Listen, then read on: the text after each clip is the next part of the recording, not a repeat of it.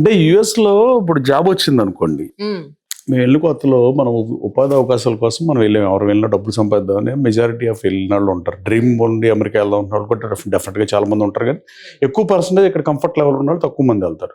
వెళ్ళినా ఇప్పుడు నాగార్జున కానీ వెంకటేష్ గారు కానీ సినిమా హీరోలు అందరూ వెళ్ళారు, చదివారు, వచ్చేసారు. ఇక్కడ కంఫర్ట్ జోన్ ఉంది వాళ్ళకి, సో వాళ్ళు బ్యాక్ వచ్చేసారు. కానీ అక్కడ జాబ్ వచ్చిన వాళ్ళు, నేను ఫ్యాన్ మే మా క్లయింట్ ఇప్పుడు 2005, I'm talking about 2005 I think. Chris అని ఒక employee, I never see her, నేను ఎప్పుడు ఆమె చూడలేదు. కానీ so over the phone she called and she is resigning. నేనే నాకు నా ఆఫీస్లో నా కింద వాళ్ళు వచ్చి చెప్తే, అకౌంట్ మేనేజర్ వచ్చి చెప్తే నేను మాట్లాడతానని చెప్పి నీ నెంబర్ తీసుకుని కాల్ చేశాను. దేనికి మానేస్తున్నావు అని అడిగితే, నాకు విండో సీట్ ఇవ్వలేదు ఇక్కడ, so I don't want continue here. Okay అని చెప్తాం, మనం ఏం చెప్పలేం కదా. అదే ఇండియన్ అయితే మన తెలుగు వాళ్ళని అయితే కన్విన్స్ చేస్తాక ట్రై చేస్తాం. సో అలా యూఎస్ఆర్లో ఉంటానేమో, కానీ మన కల్చర్ అది కాదు కదా, Indian culture. India is having greatest culture. Indian heritage కానీ కల్చర్ కానీ ఇంకా వేరే ఏ దేశంతో పోల్చదగింది కాదు.